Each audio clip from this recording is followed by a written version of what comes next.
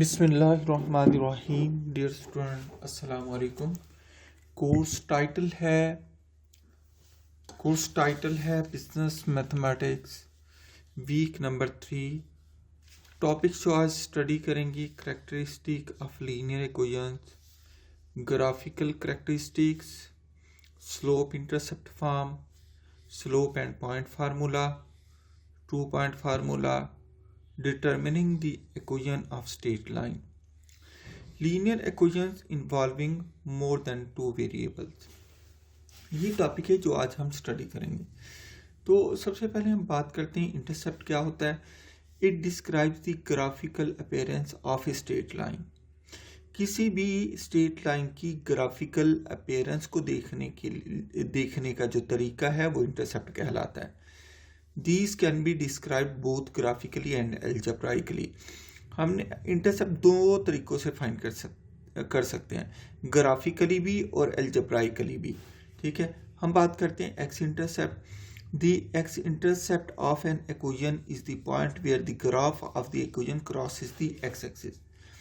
The x intercept represent the order pair found by setting y is equal to 0। जो x intercept होता है ये हम कैसे फाइंड करते हैं।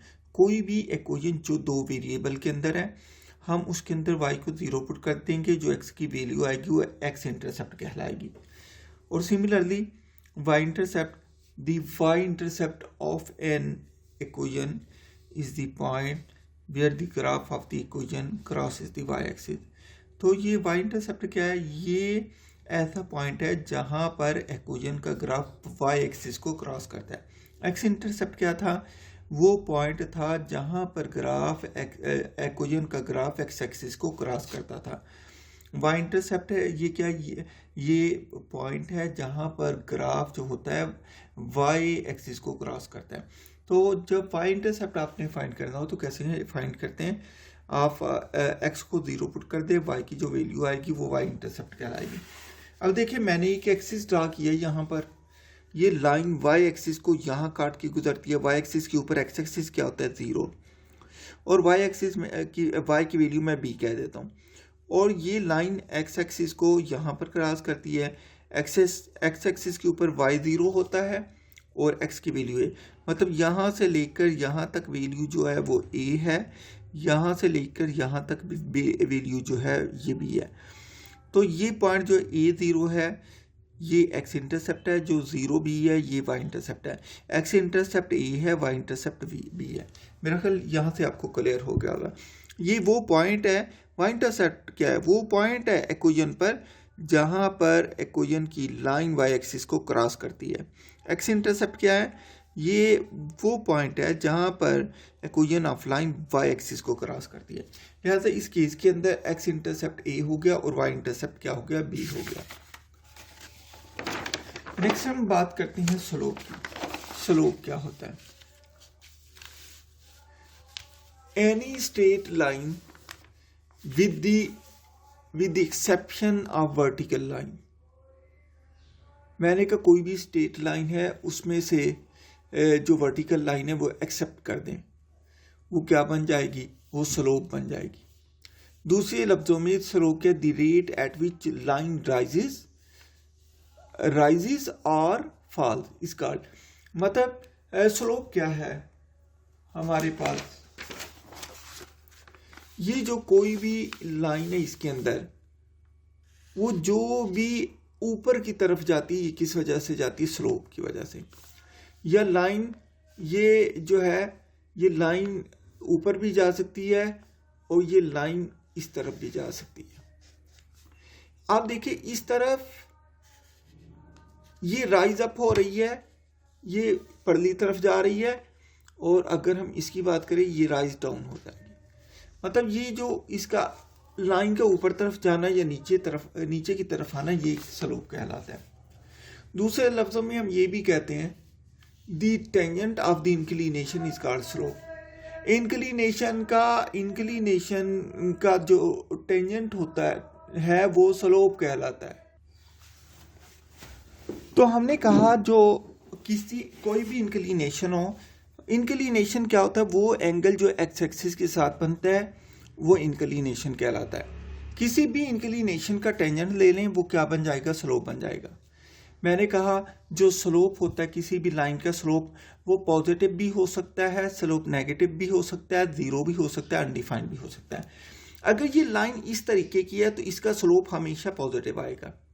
ठीक है, इसके अंदर जो जो हम x को बढ़ाते हैं y बढ़ता चला जाता है। ठीक है, इसमें मतलब x और y डायरेक्ट प्रोपोर्शनल होते हैं। और दूसरा है नेगेटिव स्लोप, जब भी लाइन दूसरी तरफ जाएगी तो एंगल इसका जो बनेगा उस पर tan अप्लाई करें तो वो नेगेटिव आएगा। मतलब जब लाइन की डायरेक्शन फर्स्ट क्वाड्रेंट की तरफ हो तो वो पॉजिटिव स्लोप, जब लाइन की डायरेक्शन सेकंड क्वाड्रेंट की तरफ हो तो वो नेगेटिव स्लोप। तो इसके अंदर जो एक्स को हम इंक्रीज जो एक्स को कम करते हैं वाई इंक्रीज होता चला जाता है। पहले ग्राफ के अंदर एक्स और वाई डायरेक्टली प्रोपोर्शनल होते हैं और इसके अंदर एक्स और वाई इन्वर्सली प्रोपोर्शनल होते हैं। तीसरी बात करते हैं जीरो की। स्लोप जीरो कब होता है, ये हॉरिजॉन्टल लाइन है, यहाँ पर हम एक्स की वैल्यू जितनी मर्जी वेरी कर दें वाई फिक्स रहेगा। तो इस सूरत के अंदर जो स्लोप होता है जीरो हो जाता है। ठीक है, a line having a zero slope is horizontal. For such line value of x increases, x की वैल्यू इंक्रीज या डिक्रीज करे लेकिन वाई की वैल्यू कांस्टेंट रहती है। यही मैंने बात की है, but y remains constant, that is y is equal to k. तीसरा है जी ये undefined slope. A line with undefined slope is vertical line. For such line, value of y increases or decreases, but value x remains constant. इसमें y की value ये ऊपर नीचे change हो रही है, या ऊपर की तरफ जाएंगे वैल्यू ऑफ y इंक्रीज हो रही है, नीचे की तरफ आएंगे y ऑफ वैल्यू डिक्रीज हो रही है, लेकिन x की वैल्यू कांस्टेंट है जो कि x इज इक्वल टू के है। ये अनडिफाइंड स्लोप होता है इसकी इसके अंदर, क्योंकि इसके अंदर tan का एंगल 90 बनता है, tan 90 अनडिफाइंड हो जाता है। Note The magnitude of slope indicate the relative steepness of the line. Steepness कहते हैं ये रैपिडली ऊपर की तरफ जाना। ये जो है ये यूं करें तो ये स्टीप नहीं है, अगर ये यूं कर दें तो ये स्टीपनेस है इसके अंदर, मतलब यकदम एब्रप्ट उसका स्लोप का बढ़ना, ये स्टीपनेस होती है। ठीक है, number 2, the slope tells us the rate at which the value of y changes relative to change in value of x.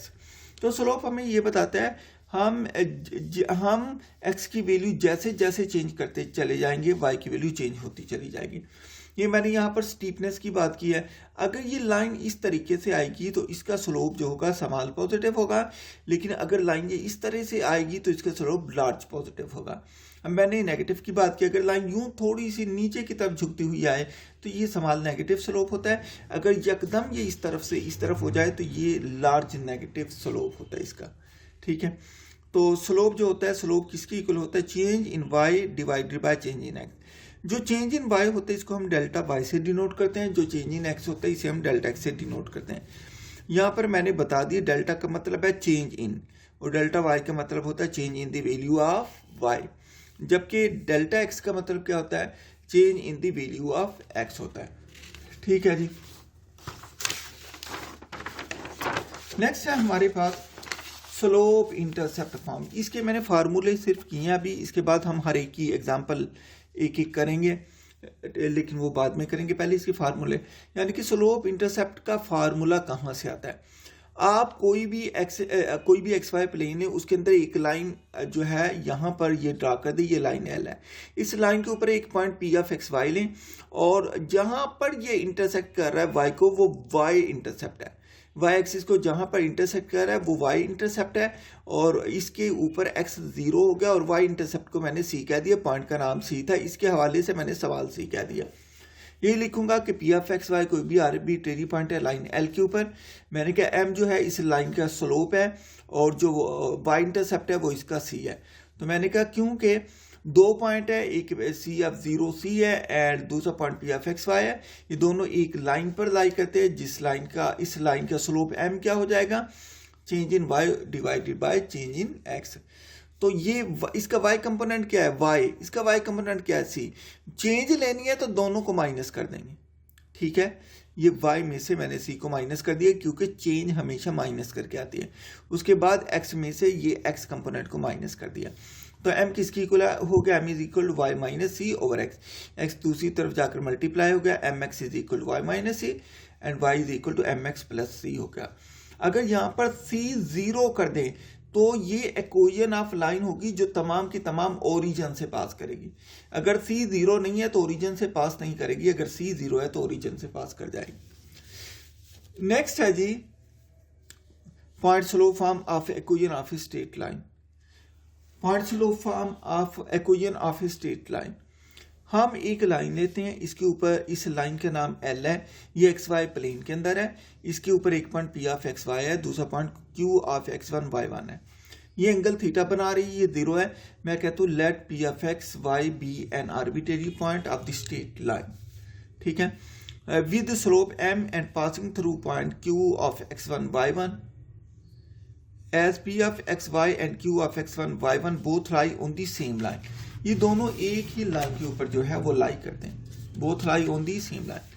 So the slope of the line क्या हो गया, M is equal to change in Y divided by change in X। change in Y क्या हो गया, यहाँ पर हम इसके Y कंपोनेंट में से इसका Y कंपोनेंट माइनस करेंगे, ये Y माइनस Y1 हो गई, ये चेंज आ गई। उसके बाद इसके x कंपोनेंट x में से x1 को माइनस करेंगे, तो ये x माइनस x1 हो गया। लिहाजा स्लोप क्या हो गया, slope is equal to y minus y1 over x minus x1।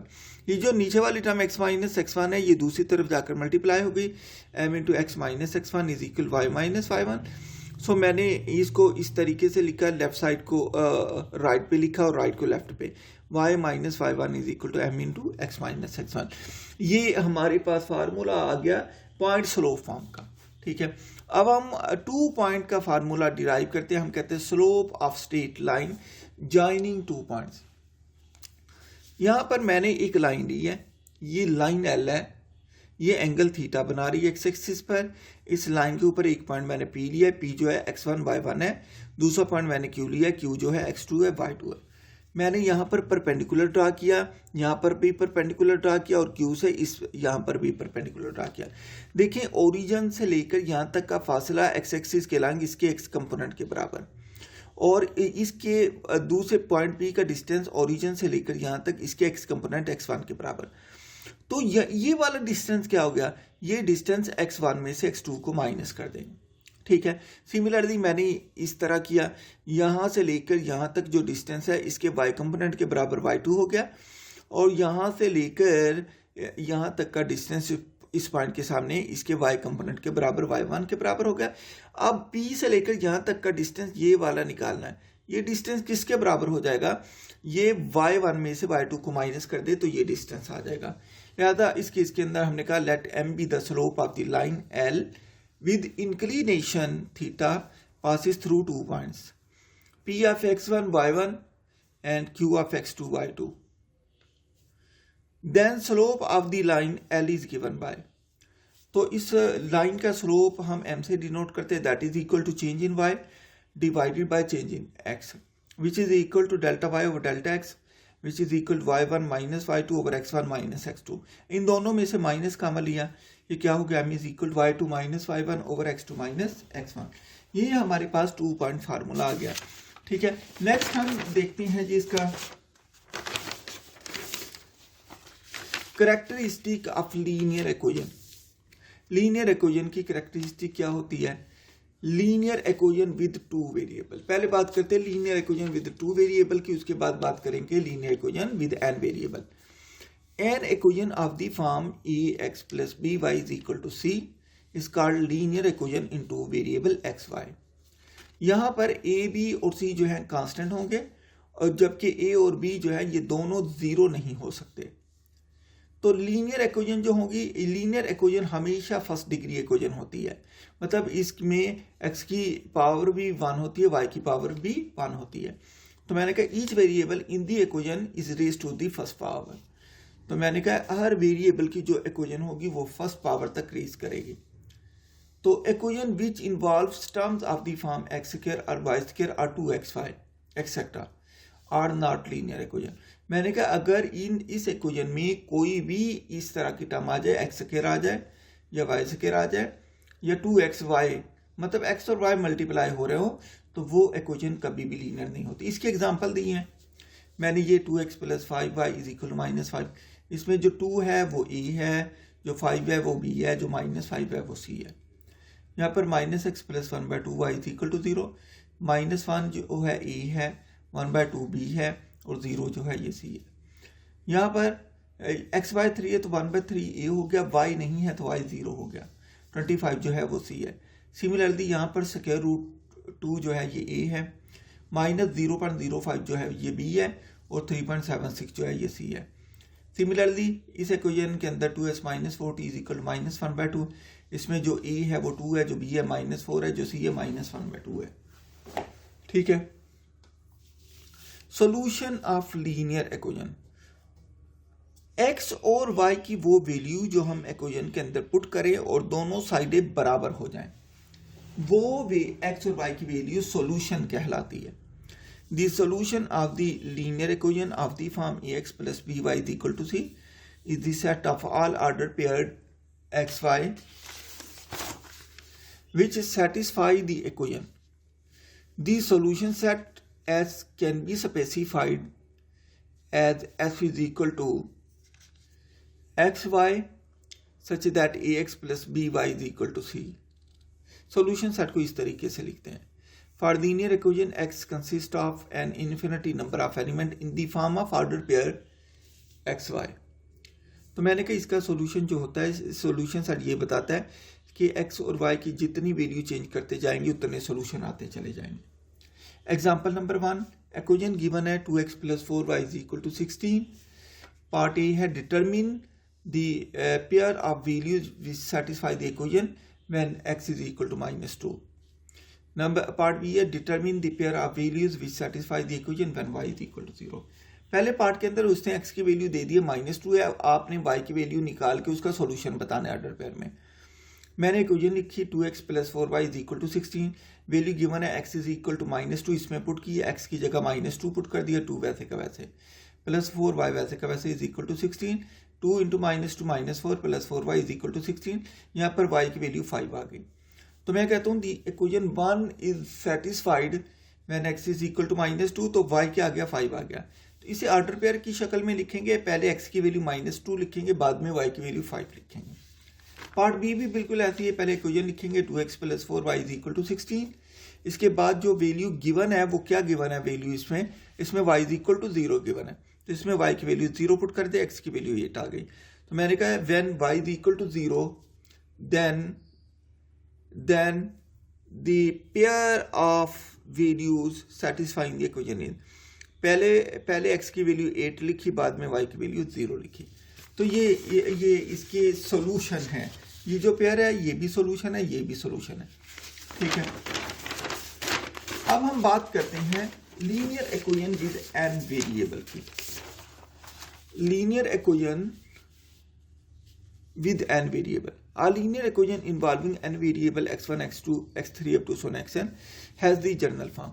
जो n वेरिएबल, ये पहले हमने 2 वेरिएबल में लीनियर इक्वेशन पढ़ी, अब n वेरिएबल में लीनियर इक्वेशन पढ़ रहे हैं, वो है ax1 + ax2 + a3 a1x1 + a2x2 + a3x3 plus up to so on plus an xn is equal to b।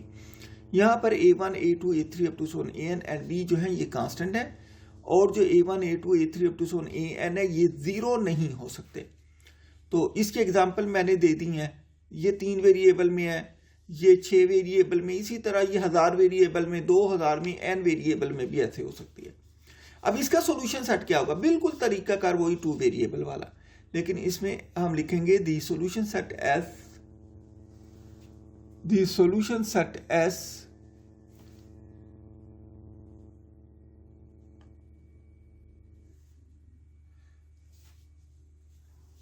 The solution set F can be specified as S is equal to into x1, x2, x3 up to so on xn, a1 x1 plus a2 x2 plus a3 x3 plus up to so on an xn is equal to b। ये इस तरीके से लिखेंगे। Graphical characteristic, a linear equation involving 2 variables graph has a straight line in 2 dimensions. ठीक है, सबसे पहले हम